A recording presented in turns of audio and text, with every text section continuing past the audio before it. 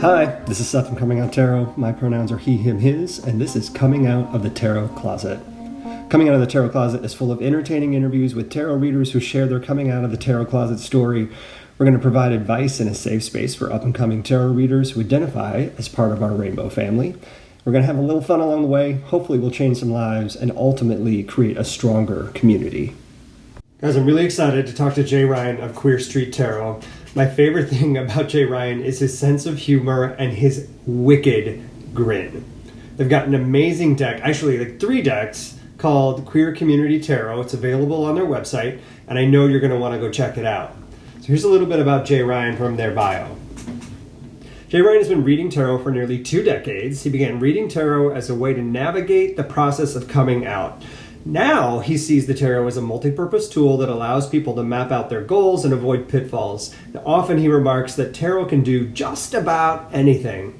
Specializing in both mediumship style readings and more conventional lifestyle coaching techniques, Jay Ryan uses the tarot in a way that marries the 2 worlds and leaves clientele feeling empowered to affect change and forward momentum in their lives. As a queer pagan creative living and thriving with ADHD, Jay Ryan often works with similar clients to make maps of their own and face tomorrow with certainty. So let's welcome Jay Ryan. Welcome, Jay Ryan, to Coming Out of the Tarot Closet. I'm so excited to finally actually really get to talk to you in person. So I'd love for you to introduce yourself in whatever way you choose. Go ahead. Awesome. Well, first of all, thanks for having me. I really appreciate the opportunity.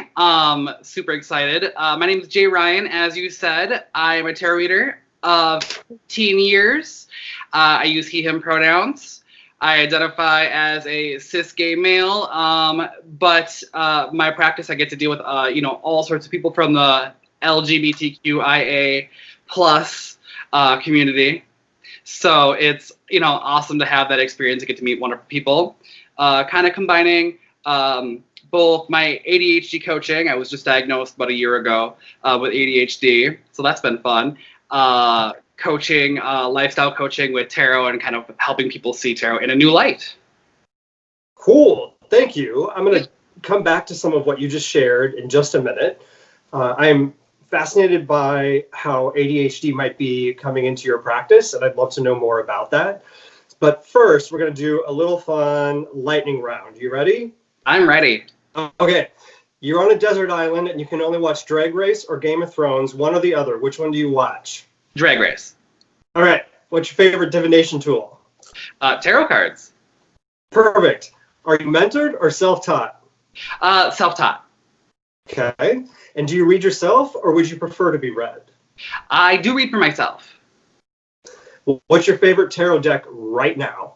Oh God. Well, I have to say mine, the Queer Community Tarot. Good answer. But it's getting there, and it's actually at the printers right now. Woohoo! Congratulations, by the way. I know it's quite the journey. We'll talk more about that too. I have some questions. Okay. When did you come out of the tarot closet? Probably around 16, 17.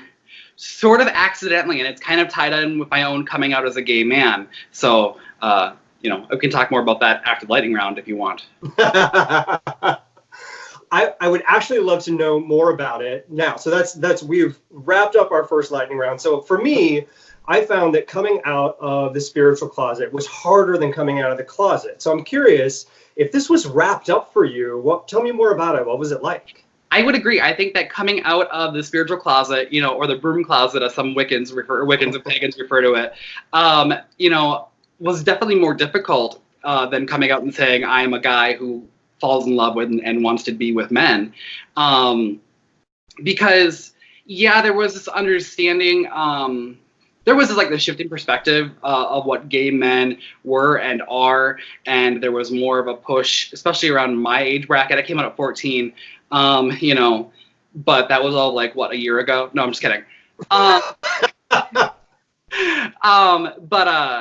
There was already that shift of perspective because Matthew Shepard had happened, when I was younger, and then people were talking about gay rights and gay people were being more visible. So by the time I came out, there was already, media talking about gay people in a positive light. there wasn't media talking about tarot, divination, and witchcraft in a necessarily positive light. So a lot of misconceptions when I came out, and said like, oh, I read tarot cards, I've been, told I practice like dark magic and that I'm in league with the devil. And I'm like, whatever gets me the winning lotteries, honey, because Sally Mae is no joke. Yes. But it's actually interesting because my family actually was much more like, oh, okay, he reads tarot cards, than they were, oh, okay, he sleeps with dudes. Really? My mom had a really adverse reaction to my coming out as a gay male. And then it got much better over time. And now she's like, we need to find you a husband with a 6-figure bank account and a cough. An actual quote from my mother. But when she kind of saw me doing tarot cards, she's like, oh my God, did you sell your soul? Are you like practicing witchcraft? And I was just like, no. And it took me I've been doing this for about 15 years. I probably only read her for the first time about 5 years ago. So what was that? I probably only read her tarot cards for her about 5 years ago. And I've been doing this for 15 years. It took that long to convince her, like, this is what tarot is. This is what it can do. It's not going to curse you or anything like that. But what was it like to read for your mother for the first time? It was kind of enlightening. I knew some of her background because she has 6 siblings and she has, but she doesn't talk about her growing up very much. She lost her father when she was 4 years old. Well, over the course of the reading, I come to find out that, she remembers the last time she saw him was the day he died at 4 years old. So that was really, like, shocking, and it kind of put me in touch with more of her sensitive, emotional side. She's a Pisces. It's in there. You got to dig for it, though, because on their terms, But, it was good because it really got me in the zone of explaining to her what the cards meant. And, for example, her significator that came up, it comes up consistently, is the Queen of Swords. And I really identified that card with her because of what Barbara Moore had to say about it in the Steampunk Tarot book, how this queen is at this party and she's there for a good time, but she's cautious and she wants to take your hand, but she's got one hand on the sword ready to cut you in case you're going to cut her down. She will beat you to the punch. And she kind of was like, yeah, that definitely is me. I'm very quick to, preserve myself. And it really made me actually approach how I discuss serious topics with my mom differently. And they've gone a lot better. And I thank the tarot for that because I wouldn't have known how to couch some discussions without the cards. How has it guided you to have a different conversation with her? Well, for example, instead of when I was getting the ADHD diagnosis, for example, mental health, particularly in her generation, is like she's much more aware of things because there's mental health issues on both sides of the family, and so she's a bit more willing to talk about these things, but she definitely did go through a phase of like, oh my God, this is all my fault. I'm so sorry. I screwed you kids up. And I was like, well, Mama, like ADHD really wasn't your fucking decision. So, but being able to address like, hey, I want to talk to you about, I'm getting this diagnosis. This is in no way saying anything about you or your parenting. This is based off, what I've observed about myself, and kind of making sure that she knows I wasn't coming at her in a way, because I think she felt her pride would be wounded, and that's very Queen of Swords.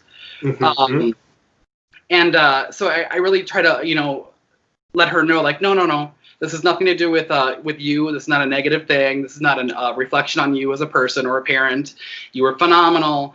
It's just some shit happens up here that's out of our control. Has it helped you? Has reading tarot, especially after reading for your mother for the first time and better understanding her significator, has it helped you manage how you had said it helps you manage how you approach her? Has it helped you manage specific conversations especially today, and how you would deal with something like ADHD, knowing that you're coming from your own place, having this diagnosis, and she's coming from this very specific place that you now can associate her with. Yeah, I think that we laugh a lot. We have a lot of fun banter back and forth. It's ridiculous because when we get going, it's less like mother and son and more like two old queens. Like I seriously love it when it gets like that with us because it's just nonstop, like back and forth, boom, boom, boom. But when it gets to the serious conversations, it's made it easier to be, I think, more vulnerable for the both of us because she already knows that I know she needs to be assured that this is not about her. This is not about, whatever conversation I'm bringing up, whether it's mental health, whether it's, my struggles at work, whether it's, my stresses with my life or relationships or whatever, because I feel like I can talk to her about almost anything, but I have to let her know, like, hey, I'm not saying this is, a reflection on you or anything like that. So I'm coming to you for advice. I'm coming to you as a friend, and I will actually preface things like, hey, I'm coming to you as a friend. Like, give me the real talk. Like, give me a boot up my ass. Like, what do I do in XYZ situation? So that's been really helpful to learn how to preface these things and be like, I want you to give me advice as a parent or a friend or, that kind of thing. And she kind of steps back. You can see her do that. You can see her. Do you find yourself embodying a different tarot card at that point for yourself? Me embodying it or her? You. So she's aligned with the Queen of Swords. In order to have the best conversation with her or approach a conversation that might be touchy, do you find yourself relying on a different court card to do that? Yeah, actually, because my card has always come up as the Queen of Wands. And so to me, this is like the person who wants everybody to feel comfortable and to feel like they can be themselves. And, are you following this season of Drag Race? Yes. It's the Evie Oddly of, she's going to say what she needs to say, but she's learning how to say things in a way that won't set the whole fucking thing on fire. So, and that was a struggle for me because, like, coming from my mother who can be very blunt, Queen of Swords style, I'll just light the whole thing on fire and call it a day. But I'm learning that's not necessarily how everybody functions or receives critique well. Or receives hard conversations well, not necessarily critique. Yes. All right. So you had, besides saying that you've used tarot to help you have better conversations with your mother, you would mention in an interview with Cassandra Snow, who I get to interview for this later, I'm excited about. She's a local reader, and so I get to see her fairly frequently, and I love her. Just awesome. Querying the tarot, yay. Yes. So you'd said in an interview with her that my practice has always revolved around my identity as a gay man since I first used the cards to come out and understand myself. Yes. So can you tell us a little bit more about what led you to use tarot to come out? Okay, for sure.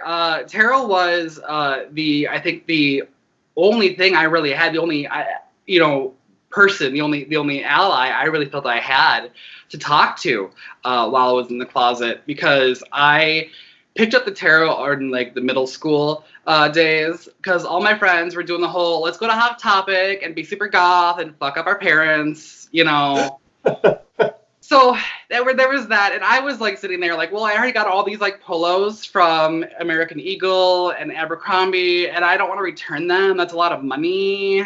So there's me in this gothic crowd with this like bright pink polo on, and but I can get a tarot card. I can read you the filth with tarot, so it's perfect.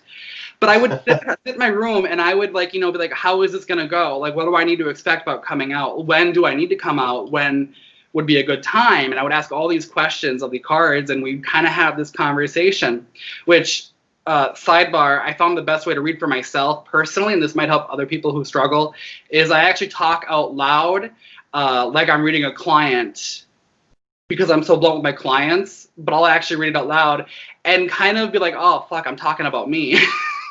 I love that. Advice. That's a great tip. Yeah.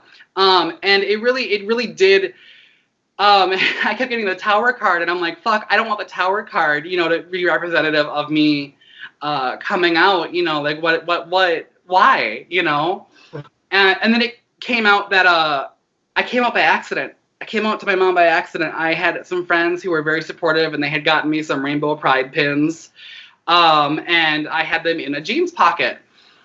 And as a 14-year-old, living at my mom's house, in all my teenage glory, one of the rules is empty your damn pockets, otherwise your shit's getting washed. Well, for some reason, that night I forgot about the pins in my pocket, because her rule is she don't check pockets, and she was like, I'm gonna check pockets tonight, whatever. So I'm upstairs getting ready, to like take my shower and like, go to bed because a bitch got school in the morning. And she all of a sudden I hear like rustling, and I'm like, it also she goes, what is this? And I went downstairs, and she's got these buttons, and I'm like, oh fuck. And she's like, do you know what these are? And I said, do you?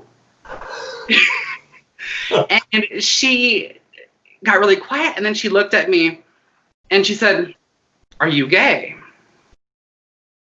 And I remember, you have those moments in life when you feel the crossroad you're standing at, and you're like, I could go this way or this way. And my instinct was to go down the road of deny the whole fucking thing, But I looked at her, and it was like slow motion. I turned my head and I said, so what if I am? And she looked at me, and it honestly began that's a fucking tower moment right there, And it really began a very rough couple of months. It probably was only like 2 months, but it felt like a year. I would come from school, and she would tell me all the things you don't want to hear from a parent about how I need to get help and blah blah blah blah blah. But I want to tell this story because you're recording, and I want to have my mom's name cleared on record. So let me just tell you this real quick. I got home from school one day, and she was real quiet. She wasn't yelling. She wasn't giving me the third degree. She's one of those people, like, when she's mad, she'll just say things because she's angry. But she wasn't doing none of that. She was just, quiet. And I was like, well, fuck. So I'm in the living room, and she comes in and she goes, have you heard of the documentary For the Bible Tells Me So? And I said, yeah. And have you seen it? Okay. So I said, yeah, I just heard about it not that long ago, actually. She goes, well, it was playing at a theater in Minneapolis, and we have a family friend, Nancy. I call her mama number 2. Nancy called me and said, Tammy, you need to come see this. We're gonna go see this. So she's watching this movie in a theater full of gay couples. And in that movie, there's the Rytan family, Jake Rytan, and then his mother, Randy Rytan. And because the documentary deals with, religious beliefs and reconciling that with your child. And the Rytan family really rallied around Jake, which was weird because that's actually my real name. I just go by J. Ryan for tarot. Hi, everybody. And, they really rallied around their kid. And at the end of the movie, at the front of the theater, Randy Rytan, Jake's mom, stands up and gives a small speech about like how you have to love your kid because they might decide this isn't worth the fight. They might do something drastic. And I remember her looking at me, and she said, I'm gonna cry. She said, I'm not okay yet, but I will get okay. I love you. Dinner's in 45 minutes. And from then on, she has, you could see it, you could track it. She has gotten progressively more okay. And I've been with my partner for about 4 years now. I can't let him see this because I told her recently I'm going to propose. And so she is all for it. She absolutely adores them. So it would not have been possible, I think, without that kind of exposure, and that damn tower card preparing me for like the storm that was coming. I love it. This is a beautiful coming out story. We're so fortunate to have more beautiful coming out stories than so many of the ones that are publicized that are tragic. So I am thankful for your story. Thank you. I am also curious, when are you planning to propose? Well, a bitch is poor, and so probably not for a couple of months. I got the ring designed. It's a beautiful ring, but they want the money before they make it. So, once I get that figured out, we'll see. Probably not too long. You know how I got proposed to? We were in a bar. And my now husband leans over and looks at me and says, "So, do you want to get married?" That was it. It was purely a kind of I've been thinking about this, huh? I love the whole casualness of it, though, because that takes the nerves, like, right off. You're like, yeah, fuck it, why not? Yeah, let's do it. And that's been our life anyway. So I'm also fascinated by not only the journey that you've been on with your mom, but how you've both attempted to grow, you through tarot and how you're reaching with her through this experience with a movie that let her see a different side. Where do you both take it from here? I mean, she really, I think, has kind of just gone, you know what, this is my kid. And she, like, tells people that I read tarot, like, and, tells people that, she's got a gay kid. And she's a very small, like, she lives in a small town in Minnesota. And so, like, her telling people this, I'm like, okay, like, you didn't give him my number, did you? I don't want nobody calling me and leaving me some hate speech. But it's been interesting because at first she wouldn't tell anybody. She was like, about the tarot or the gay thing. And it was like, a lot of like saving face. And now she's like, yeah, fuck it. And it's kind of like, do you want me to just drag you to P-Flag? Like, Mom, really? She's like a more watered down version of, what is that? What is the mom's name from Queer as Folk? Yes. I know what you're talking about. Yeah. And, she's all for it, but she's like, I'm also going to just let you do your thing. I'm just going to, I'll be over here waving the flag for you. So it's been good. And I think, it's just kind of settled into a routine because it's not like, oh, my son is gay and reads tarot. It's sort of become a normal thing. Like, I'm her kid and this is just what I do. This is, what I enjoy. Tarot really is my obsession, honestly. So what about the broom closet then? You mentioned that too, and I've heard you talk about coming out of the closet, coming out of the tarot closet. What about the broom closet? Well, I really haven't had to tell her much of anything because she's a smart cookie when she comes to that shit. My favorite movie, growing up was Hocus Pocus. I wanted to be Sarah Jessica Parker, but now I want to be Bette Midler. So, like, life goals have changed. I just, I just really want the coat. Who wouldn't? Right?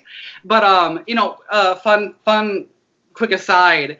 But when my grandma passed away in 2004, we went to the movie store back when they were still alive. Movie stores, I mean. And we're closing out her account. And they said, well, you've got a $55 late fee on here. And my mom goes, well, for what? And they said, well, it looks like Hocus Pocus. So here I had kept the damn thing, and she turned to me, she goes, you know what that movie is? I said, yes. She goes, we're gonna go home and bring that back. I am not having this. Like, okay. So, whatever.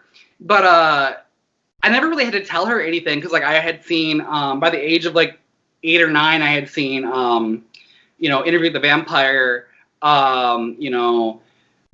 Witches of Eastwick, like all these things. And she was like, okay, my kid's a wannabe witch. Like, I would fully, that was my go-to costume for every Halloween. I was like, I want to be the witch.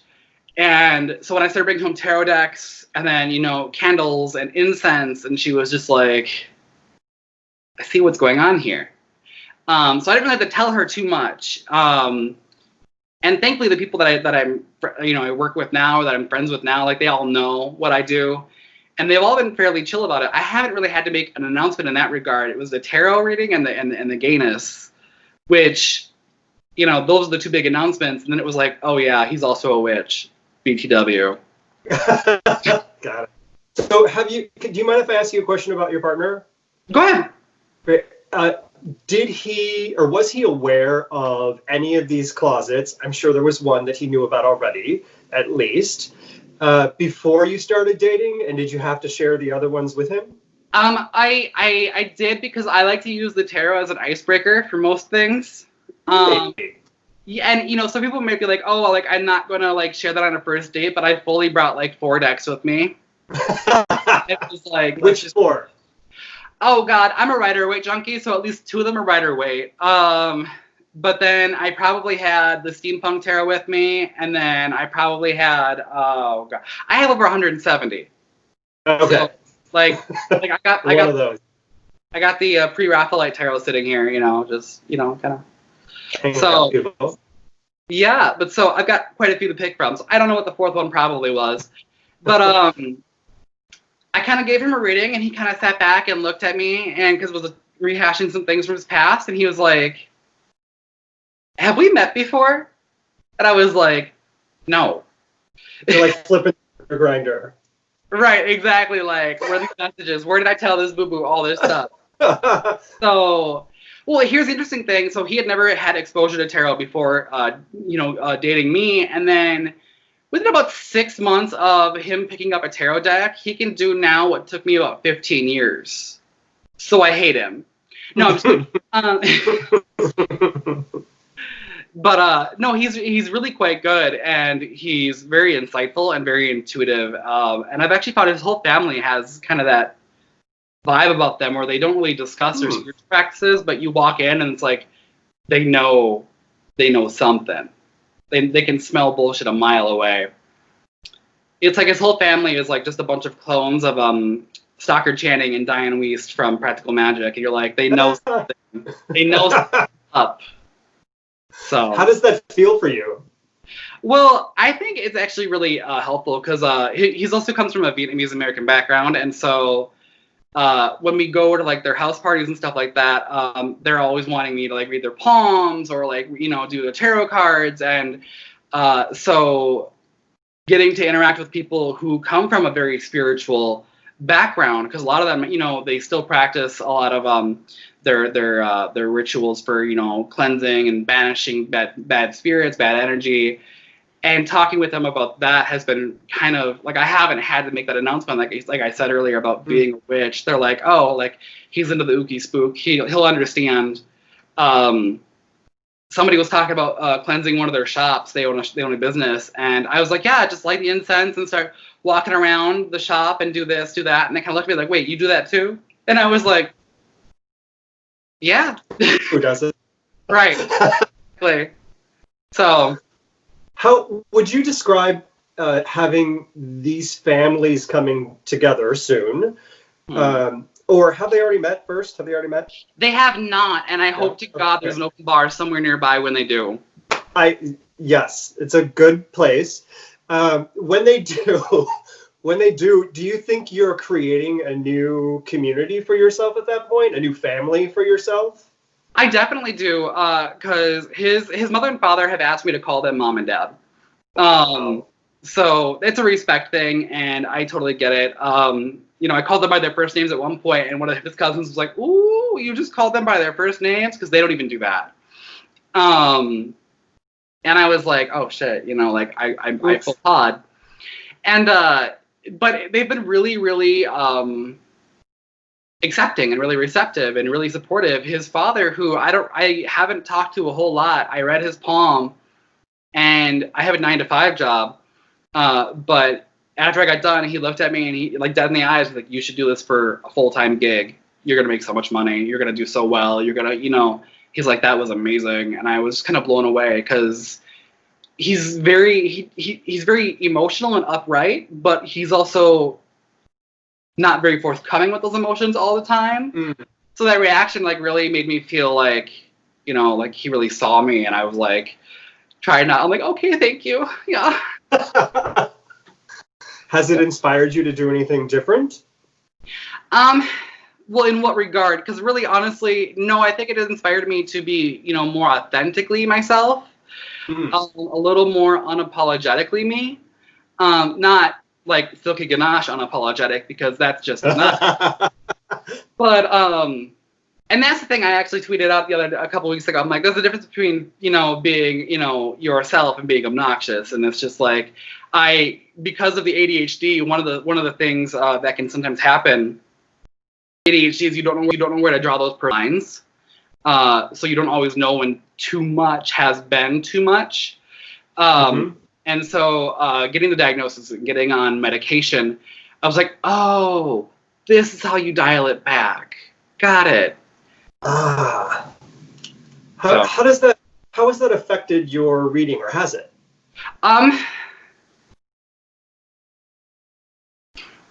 See, it's hard to tell because I don't notice these changes all of the time because it's just my brain. I think it's probably made it easier for me to stay on one track in a reading and really get everything out of that one line of thought that I wanted to, rather than being so tangential and going off on a billion metaphors, and the person's like, wait, what the fuck did he just tell me to do? Like, so I make sure to summarize much more frequently and give them like, a brief, like, here's your bullet points, what you need to address, what we talked about at the end of the reading. When maybe I didn't do that before. I was very like, boom, here it is, razzle dazzle, like, you've been wowed, thank you. And then like puff of rainbow smoke. Actually, I wish you could do that at the end of this. If you could just find a way to disappear in a puff of rainbow smoke, you'd be the only one, and it would be fabulous. Okay, so I want to ask you a little bit more about community itself, because I understand through some of your writings and other things that you share that community is a huge theme in your life. So I'm curious, what role has community itself played in you coming out as a tarot reader? And community can be however you define it: tarot community, gay community, queer community, whatever. Yeah. How has it helped? Well, I think kind of in staying with that theme of being more authentically, unapologetically me, I really, really wanted to be a part of the gay scene when I was younger.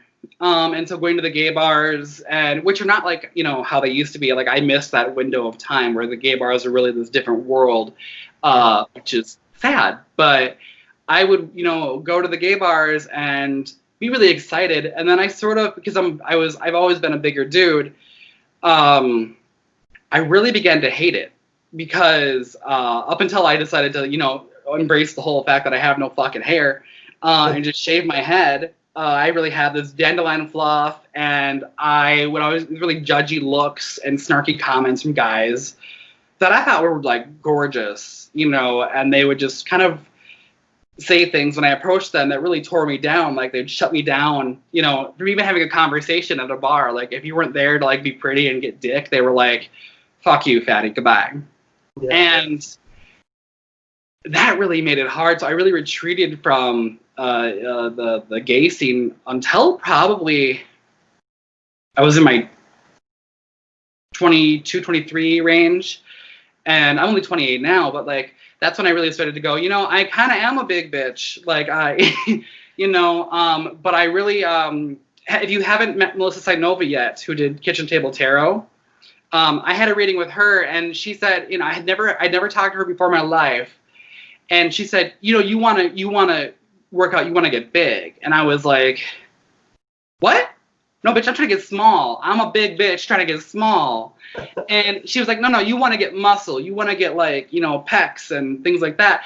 And I was like, fuck, I think you're right. I've actually kind of found a new community in kind of going to the gym. And I'm down 25 pounds. I had struggled with weight for a long time, and lost 50, lost 75, gained 85 back, like the whole big roller coaster yo-yo thing. And now I'm actually going with a set group of people that have been really supportive, and they're not my size. They're much smaller than me, but they're like, yeah, like get in there and do the damn thing. Like if you want to sweat, let's sweat, you know? And it's been really like supportive in that regard. And so finding that sort of community, like to lift you up, they're like, you know, you're fine as you are, but if you want to change, we're here to support it. That's been really important. I think that's like what community really should be, is that people who see you for who you are, and they're like, if you're good, okay. If you want to make a change or an improvement, like we're here for that too. We're here for the whole fucking thing. Just tell us how to support it. And I didn't get that from a lot of like gay men in the community. So finding that sort of comfort in a lot of my straight friends, and actually friends that I've met through my partner. Like I was kind of adopted in this big group of, you know, friends. We're all fucking Virgos except for him. Whoa. So it's what I say. There's Virgo and 11 other incorrect signs. For some reason, I get along really well with Virgos, and I feel like I shouldn't, but I do. I'm a Taurus. My birthday's coming up. And maybe it's just the Earth sign thing. It could be. But I think also just because like I don't know, and I'm not an astrologer. I don't. So like they can read me for filth all they want. I don't give a shit. But what I found to be kind of true is that, you know, there are certain Virgos who go through a phase of their, or a period of their life, and they're like, just be real with me, and I'm gonna like let it be. I'm gonna let it ride. You know, the minute you start putting on airs, the Virgo's like, no, I'm not doing this. So, and I think the Taurus is very similar as well. So. Yeah, we just, we'll probably just stand there and stare at you and then walk away. Where a Virgo, I'm going to hear about it. From across the bar. Yeah. Right.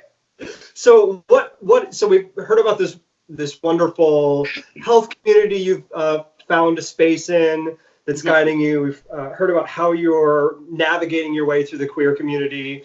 What about the tarot community? How have they helped you through coming out, or where are you with the tarot community today? That's been really interesting because I have to be real with you. I have to tell you the tea, okay? I have to tell you all the truth. I can't make no fabrications up. When I decided to go pro, so to speak, you know, and start, you know, making this kind of a business instead of just a hobby, oh my God, I was so jealous of people getting their successes. I was like, fuck this shit. I'm never going to get mine, you know? And then then you got to step back and realize, like, you're not even 30 yet. Like, calm the fuck down. Like, there's time. And I think of absolute cornerstones in the tarot community, like Theresa Reed, who have been doing this goddamn thing for 30 years. Like, she has gotten hers, and well-deserved. I fucking adore her. And I also talked to Annabelle Gatt from Broadly Vice, who does astrology, and she's like you've got good stuff, you've got good content, like don't worry about it, just keep doing your thing. And I'm like, oh, okay. And so like having to like, because I think a lot of tarot readers that don't do well in the community embrace that like it's me versus everybody else mentality. Well, we don't know who they are because they're not doing well. But I think those that do well, like Theresa Reed, approach it from we're all here in this together. There's enough fish in the pond, and I want to help people. I want to see people do well. And that's something that she has said repeatedly on her social media. Is she's there to support people because she wants everyone to get theirs.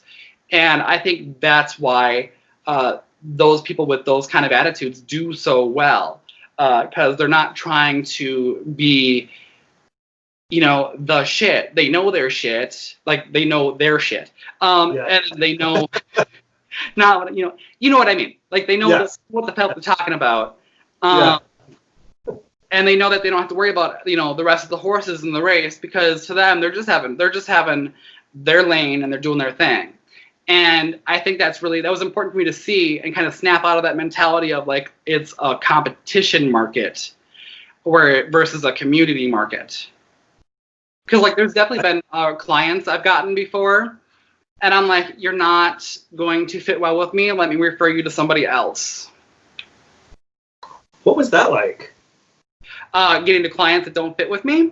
Yeah. It was kind of jarring, honestly, because when it happens, it's like, okay, you're not looking for what I offer. I offer things on a kind of a combination hybrid coaching, and tarot basis. So it's a bit of woo and a bit of boot up your ass. I am that fairy godmother who reads you to fill, The Virgo fairy godmother. What's that? The Virgo fairy godmother. I do what I can. But some people aren't looking for that, and so they sit down and they want what they want, and they don't want to hear any other possible or interpretation, or like they want to know that they're 100% correct. They want to be told like, oh no, like you're the thing, Miss Thing, and it's all good. I don't know why he don't love you. Like, here, do the spell and come back and whatever. And I'm like, I'm not about that. Like, I don't tell people like, oh, you're a soulmate, this and this and this. Like, I'll be like, if he don't want to fucking be with you, like, whatever. But if you don't know how he feels, why didn't you ask? Don't ask me. So have those people tried to find their way back to you, and did you have to turn them away again? There was one particular client who, I think every other week she had a new interest. And this interest had a pulse, and a name, and it was never the same name. And I was like, okay, you're looking for somebody, anybody, Bueller. And she just, she wanted the storybook. She wanted them to come in and be like, I've been waiting for you, and, here's all this stuff. But then she'd never talk to them. She'd never approach them. She'd sit there and just be like, and never say anything. And I'm like, so you don't even know if you guys are compatible. You have no idea because you've never said boo, And she's like, well, that's why I'm here. And I was like, no, that's why you have a conversation. That's why you say, hey, how's it going? How's your day? I've seen you around a couple of times. My name is so-and-so, And she was like, oh. And I'm like, yeah, the art of actually talking to another human being. You don't need the tarot cards. You need to have a conversation. So is it safe to say that you like to work with people who are ready to hear some action they can take and then test out the actions they've been given? Right. For example, if you are coming to me and you're like, I have, a decision to make about whether I'm going back to school or I'm committing myself to this full-time job I have. I don't know what to do. And I'll lay it out for them. We'll talk about both options. We'll go through some possible exercises that they can, do, and some things that they can discuss with coworkers, or even a list of questions to ask academic counselors at schools and see what they say. And then come back in several months. Don't come back to me every week, which, it's great if you want to pay me, but then I'm not doing you a service, by, just having you sit down with me every week. If you want to touch base and say, hey, I've reached out to these people, like I'll be like, that's great. Keep going. And when something changes, come back to me. When you see a different progress, if you're still in that stagnant space, keep hammering it out. Keep relying on the tools that you have, the tools that we discussed. If the tools aren't working, then come back and we can have another discussion. But if the tools are working and it's just taking a hot minute and you're impatient, that's a different, that I'm saying, like, give it a minute, cool your heels for a hot minute and just give it time, So you're strongly just tell me if I'm understanding this correctly, because I'm loving this approach and I'm interested. Is the approach, as you said, is based in a coaching style, and that's what I'm hearing you talk about, where if I came to you, I'd be getting tools to use where I could explore the question that I had for you with these exercises I walk away with or things to think about, versus here's the outcome of recommended choices you could make, or the choice that you might want to make. I have homework. Yeah, I give you homework, and I give you homework to do, and I give you steps to take. I will tell you, because I do a lot of my readings, if they're divinatory in any sense of the word, they tend to take the form of an if-then statement. Like, if you do nothing, if you continue on the path you're currently on, this is the likely outcome. Let's see what happens if you change this detail or this detail. And if they start talking about, like, oh, I want to change that detail, that one you just mentioned, let's go back to that. I'll go, okay, here are some likely steps that'll get you there. Let's map this out. Here's some tools you can use if you want to do that thing. It's like kind of Melissa Sinova telling me, I want to get big and bulky and muscly versus I want to slim down. Those are two different gym routines. Those are two different things. So which one do I want?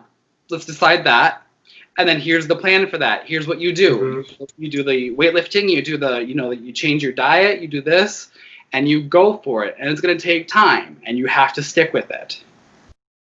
So, got it. Yeah. I love it. I think I love the nuance of it, because while my approach is similar, yours has such a distinction about it that I think it would attract a certain type of client that you would work best with. Mm-hmm. Makes complete sense. So I want to ask you about something else that I'm fascinated by, and I promise I'm going to get to the queer community tarot, but I want to know more about this. I can do this all day with you. This is great. Thank you. I would love to know more about your journey with tarot and restorative justice. Okay. So that's something. And tell us more about restorative justice is, and then get into the journey. Looking at restorative justice, there's a lot going on in the world right now, obviously, and it's hard to feel like I really have much to say, because as a white man, I want to step aside and let other communities have that moment to say what they need to say, because y'all have heard my voice in one shape or form or another throughout history, and that gets old. But I think that if we have this moment of coming together, coming to the table, so to speak, that's going to do better than, constantly having it be like an us versus them mentality. Us being the people that want change and them being the people that want to keep the status quo and say there's no problem. I understand the anger. So when somebody says to me that they're angry and they're letting all that anger out, I don't take it personally. I can't, because it's probably not at me. If it's at me, that's a whole different conversation, and we'll sit down and have some drinks and talk it out. And you can be as angry, you can let me have it. But if you're just angry and you're just venting near me, then okay, that's totally valid. I also just think that with restorative justice, I want people to be able to kind of come to the table and have honest conversations. For example, if a white man comes to the table and he's been, raised in a racist small town mentality all of his life, and he's said horrible things, or and caused people of color horrible pain, being able to come to the table and be like, you're right, I did wrong, I see that now, and being able to say this is what I was raised in, this is what I grew up with, and have that dialogue and have the other person say okay, this is how it gets passed down, this is how that hate proliferates. For example, it's on it, I obviously it's very hard to I think of Matthew Shepard, for example, because obviously it was horrific what happened to him, and that's something I never want to have happen to anybody, but I just wonder if his murderers had actually interacted with a gay person on a civil basis, in the light of day, talk to people, would they have opened their minds a bit more? would they have been able to see, like, you know, because I come from a small town, not unlike, you know, where he grew up, and it's, you know, everybody kind of knew everybody's business. And I got to talk to a lot of people. I got to talk to classes in high school, you know, about what being a gay student was like, you know, and how you may not realize it, but people are listening. People are internalizing these things. And for me, it was like, if you want me to be something so fucking badly, fine, I'll be it. And I think that that works to the disadvantage on both sides, because you have some people who are like, you want me to be fucking angry? Okay, I'll be fucking angry. I'll be destructive. I'll be pissed off. We saw it with the Vixen, you know, on RuPaul's Drag Race. And while her anger is totally valid, we also saw Eureka not understanding the shit she was stirring. And she was actually just on Hate Queen on YouTube with Johnny McGovern, talking about how she's learned since then some other things. She's talked to other queens of color, and she's like, I had no right voicing some of the things I was voicing because I didn't understand. And so having that experience, I think, shows that people change and people can evolve, but they don't do it when confronted with a lot of intense negative emotion. Our reaction as human beings is to shy away from that, or get bigger. Either you get shy and you try to make yourself small, or you get bigger and you try to shout down the other person. You know, and neither of those is a receptive space. So how do you carry either the lessons that you're learning through your strong feelings about restorative justice through your tarot, or how do you apply the examples of restorative justice through your tarot reading? Which one of those do you use most? Well, really, honestly, I'll be upfront with people. I'll be like, I'm a product of my family. I have not always been the most articulate and the most forgiving. And so, for example, being unapologetically me, which is very much a Eureka O'Hara personality trait, being unapologetically her, like, I can be big and loud and large just like she can, but when is that overshadowing or shouting down somebody? You know, and it's important to kind of modulate that behavior, modulate that sort of presence, because it doesn't always work. It doesn't always help. You know, like me being brash and being kind of a shock jockey when it comes to the way I deliver my readings, you know, to snap somebody out of that sort of like mind rut that they're in, that doesn't always help. So sometimes I have to be more gentle and tone it down and really get them to see, like, oh, this is what you're getting at. And you're 100% correct. I do have this issue. I do struggle with this problem. And have them bring it up, but kind of, you know, nudge them to bring it up themselves. So it's just being real with people and letting them know, like, I have made mistakes as well. Like, I haven't been perfect all the time. I'm still learning. I'm still figuring out what it is to say. Like, for example, a couple of my really good friends, they use alternative pronouns, and it's not hard, but if you are allowing yourself to not be conscious of it, that's when you slip up. If you're allowing yourself to go, oh yeah, whatever, it's no big thing, that's when you forget to use it. That's when you forget to check in with this person and your mental file, your Rolodex of, like, what does this person need from me, you know? And I think that's part of also, like, why it's been beneficial that the ADHD has allowed me to slow down, the medication has allowed me to slow down, because I can check in more and be like, oh, yep, they, them, you know, I'm not gonna lapse into that. And it's been an interesting experience, you know, and I've had to be corrected a couple times about a couple of things, and I let people know that. I don't hide from that. You know? Perfect. Mm-hmm.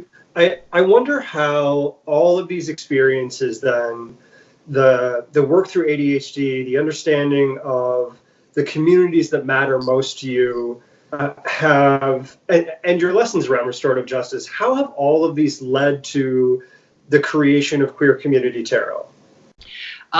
Thank you. I love that. I love that kind of ball of wax lead in, because it's kind of true. It's all of it all at once. The queer community tarot, first and foremost, came about kind of for me. I initially wanted a deck of hot dudes I could just stare at all damn day. You know, it's fun. But then I started showing other people, and they're like, "This is amazing," and they're like, "Oh my god, you have people of color in here?" I'm like, "Yeah, like, you know, why wouldn't I?" And that was something that you know, they were like, "Oh, I don't see myself in tarot cards very often. I don't see, you know," and it's, I want to say it's changing, but not in the mainstream. It's all indie decks that are really doing it, like the Numinous Tarot, and you know, I could name, you know, there's so many more, but thankfully now, or like the Dust Onyx. Yes. Yes, exactly. And it was important for me to kind of bring out that aspect. There's a couple other elements in it too. Like, for example, I come from a background where like we don't have money, you know. I don't have a lot of money to put down on training and things like that. So all these cards are actually created on my phone. Really? Yes. Using an app that I found for literally like cheapy cheap. It's called Enlight, Enlight. And I spent about a year fiddling with it before I really felt confident I could design some cards. So that's been kind of, you know, an interesting thing, because it's not just these like high-paid fine artists that like, you know, or these people who have had the $20,000-$30,000 art education, or have the Photoshop classes, or you know, like, it's anybody can make a deck. You just have to have a vision and just figure a way to get it out onto the world. But you didn't make just one. I made 3. You made 3. So let's talk about that really quick. So speaking of ADHD and how this all connects, I started making the deck before I was diagnosed. And a hallmark of ADHD is biting off more than you can chew. Go fucking figure. So I got that diagnosis and I was like, cool. I fucked myself because my brain said I could do it. Well, thanks, brain, for believing in me, you fucking ass. Kind of like that. And because like, so my day job is also working for a publisher that does tarot. And I know our schedule is usually like one deck takes a full year. Why did I try to do 3 in not even a year? I think it was like 9 months. I was like, yeah, I got this. Because you're extra. I'm trying. Yeah, right. I still could ganache it. But I get kind of nervous because I'm like every day I'm like working on stuff and trying to make it like the best it can possibly be. And I'm like watching those email notifications. I'm like, please don't be an email notification calling me and be like, what's going on? What's happening? I'm like, it's coming. Just because it's anxious making, you know. But I also wanted something that reflected, an eclectic personality, because a lot of my readings are intuitive or they're used as coaching, because I don't want just me kind of giving you the dialogue. I want you sitting across the table also talking about what the cards are making you think about, and also talk about what the cards are giving you. So if you see something in one of the cards on the table that's making you think of something, speak up, let me know. And so that's why I try to include a little bit of everything in the cards. It kind of reminds me of the Heindel Tarot a little bit, that you love so much. My fave. You get scared of one of those cards, and you're getting like, you're like, oh, I didn't notice this thing last time in there, but here it's popping out to me now. And that's what I really try to do. So it's a little collagey. It's not meant to look super, well, it's meant to look polished, but not super like, infallible. Like I'm going to have all the answers. I'm not. I created the damn thing, but like it just came out. Like it just happened. So if you come up with a different interpretation or a more nuanced interpretation of a card, I want you to make that your own. And that's the way I teach tarot as well. Is I tell people, like, don't look at me and go, does the sun card mean this? Like, what the fuck does the sun card mean to you? Like, you tell me and make that your glossary. It's kind of like when I used to do some interpreting training for Spanish And one of the things they talk about in interpreting training is making your own glossary. So if you come across a word in a particular meeting and you have to go look it up, write it down in your little glossary notebook so that you have all these words you've had to look up and okay, they're right here. Like all these like new words I've got on, the roster. So it's like building your own glossary of tarot definitions. Mm-hmm. I'm not going to say. I remember somebody who I won't name because I'm not starting no drama with them online. I'll tell you later, off camera. I posted an interpretation of a card on my Facebook page well before I started the project, but just talking about the interpretation I had of a particular card. And they were like, well, that's how you read it. That's not correct. And I was just like, die in a fire. I don't know. That's unfortunate that they tried to halt that experience instead of opening up to what it could have been. Right. And I was like, well, I've never had a reading from you, and I know my stuff's good. So, So that was why did you create 3? Tell me more about the journey of why you created 3. Because after creating the men's for me to drool over, people were like, well, what about women and what about non-binary folks? And that's when I started kind of thinking about a mix and match deck, and that's really what it is. It's like you have this one deck, and then you have this ability to be like, oh, I don't like this one card in here, so I want to take this one out. It's going to have the same back, and then sub in another card from one of the other 2 decks, and sort of customize and build your own community, which is where that came from. Because there's not a mix and match deck out there, and so I thought that was kind of neat to give people the option to build their own family in a very queer sense. It's like, RuPaul said to Roxy Andrews, we have the ability to make our own family. We are your family. So it's like found family versus born family. I love it. I love that the deck is emulating that sense of how we build our own community and how we do create our chosen family, but in a tarot deck. Mm-hmm. Maybe next I'll make a scratch and sniff one. I don't know. You might find yourself back at the bar. Maybe. Okay. Tell me a little bit then about, so we've heard some great life experiences. We've heard some inspiration from you about this amazing deck that you have coming out. Mm-hmm. What non-tarot experiences or resources have influenced your tarot? So like for me, knowing that I had that, all those classes that everyone hates their first 2 years of college, knowing that I had that, cocktail party knowledge has informed my tarot reading. So what other non-tarot resources or experiences informed your tarot? Well, I think of a couple things. First and foremost, I think about my dad and my mom. My mom, is a dental assistant by trade. She is such a hard worker, and my dad, not the highest level of education out there. He's not like an Ivy League, professor.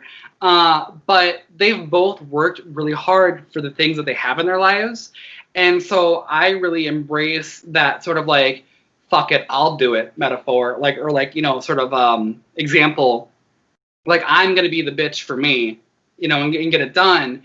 And that's why I really, people come to me, I think people come to tarot readers in general for answers. They think that it's the same reason they buy a how-to book or a self-help book, or they spend hours of researching on Google, and I'm like, put the research down. What do you want to do? Okay, you want to start, and this is actually something that's mimicked in one of my favorite TED Talks. You should look it up if you haven't already. Her name is Mel Robbins with 2 B's, and it's How to Stop Screwing Yourself Over. And it talks about, you want to lose, 40 pounds. You want to do this, like you want to start a business. This has been done. Like the templates, the step-by-steps, everything else, it's out there. You don't need to, spend hours and hours and hours wanting. You just got to start. And that's really, that's kind of what prompted me, this whole attitude of like, just do it, kind of has been around me as a tarot reader for some time. When I started Queer Street Tarot, my tarot business, it was Fiona Benjamin, who you may remember from. Yes. And, I will say this. People have had their own opinion about Miss Fiona. She has been nothing but kind to me, and very generous. And I won't say anything else about her. So there's that. But when I was talking to her about wanting to start my tarot business, and I was talking about like, oh yeah, I'm gonna plan it for like, maybe a year and a half from now, and I don't know, like I'm gonna have to look at prices for websites and blah blah blah blah blah. She's like, if not now, when? And I was like, bitch. Just cut out all that BS. Yeah, and literally, so within, I think that same week, I was like, it's up, it's running, fuck it. It was readings with Jake is what it was. Like I was literally just like, no, Queer Street Tarot's come a long way. So readings with Jake sounds like trade. That's a different show, Boo Boo. You didn't pay for that. All right. Tell me why you think it's important to come out of that. Where's your husband be? Where is he? Downstairs? Okay. Yes. Tell me why it's important to come out of the tarot closet. Why is it important? I think because it allows you to sort of hone your voice, hone your message. If you're having to explain something this nuanced to people, you sort of find yourself in the process. You don't have to come out and be this polished person right out the gate, because you will find yourself along the way. And that has really been my experience. I ended up finding parts of myself that I didn't realize I had in this whole, like I said, I'm going to do it mentality. I'm going to, go out there and just do what I need to do. Like, that has been, something I didn't realize I had in me, until relatively recently. I'm like, oh, I do have, and there's a card for that. It's the Magician. You don't need to go out and find all the goddamn tools. Look at the table in front of you. You've got them already. Now use them, and for me, that is very much the truth. And that is very much, I think, what people come to, because we live in a world where people are being told you have to be different, you have to be changed, you have to be, I think you have to be open. And that's not just with tarot, but you learn how to open yourself with tarot. That's beautiful. And you actually answered my next question, which was, what advice do you have for queer tarot readers? And I'm hearing that, but I want to ask you very explicitly, in case it's different, what advice do you have for young up-and-coming queer tarot readers? Well, couple of things. Obviously, like, be open, but don't come to the show thinking you know how everything goes. Be open to listening to others. Be open to listening to those who have done it and failed, and those that have done it and succeeded, because at one point they were on the same page. And you can't come to the tarot with ego, I think. Having confidence is one thing. You can have confidence until the cows come home, and that's fine. That's totally fine. But if you come to it with ego, you're not going to feel comfortable. And I don't think you're going to feel heard either. So if you want to feel heard, you need to practice that reciprocal hearing of other people. Love it. Okay, let's do one more lightning round. Are you ready? Okay, I'm ready. Okay, who's going to win Drag Race? Probably Brooklyn Heights. What's your favorite tarot card? The Magician. Who's your significator right now? Queen of Wands. What tarot reader are you obsessed with right now? Oh God, probably Cassandra Snow. And what would you revolutionize in tarot? I want to see more trans readers. Oh, and also more, I want to see more deaf readers as well.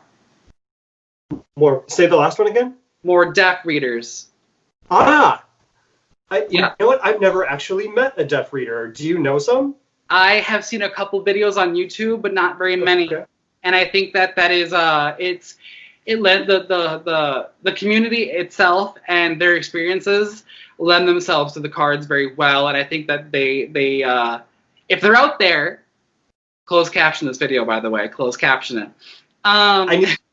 You might have to help me with that. I haven't figured that out yet. Okay. I'll find some way to help you. I don't know either. I'll Google it. But if you already know how, I'll Google it. But if you already know how, pass it along. Okay. But anyway, but it's just such a beautiful language. ASL is a beautiful language. The deaf community is so wonderful and so nuanced, and they're so insightful. I did a couple years of ASL in college, and my teacher, she was a deaf woman from birth, and I'll never forget that she walked up to me. She goes, "I have a question," and I was like, "Okay." And she goes, "Are you gay?" I was like, "Yeah, how could you tell?" She goes, "You sound like a girl." It's like, what the fuck does that mean? And she's like, "You're really out here. You're out here, but most straight men, I guess, tend to sign right here and be very So she knew. She knew. I appreciate that you speak in her voice, so thank you for that. Mm-hmm. We don't get to see that very often, so I really appreciated that you shared her story in her voice.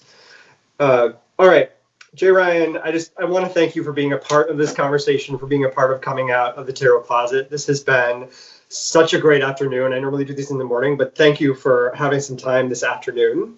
Of course. Thank you so much for having me. And I would love to know just what's coming up, what's coming out for you, and where can people get in touch with you? Well, I think after I, get these decks out to everybody who's been so patient. Thank you, everybody, for being patient with my ass. That's another thing. Don't try to create decks while you're getting a new diagnosis and getting on medication. Holy shit.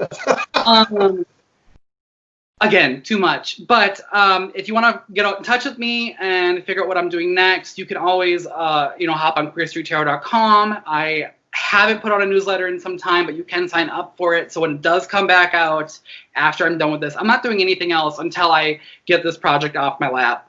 And then I'm going to revamp my website and sort of separate the store into the woo side of things, and then the more standardized coaching side of things, and kind of talk about and release some articles about how how does coaching and tarot come together, and kind of work with people there.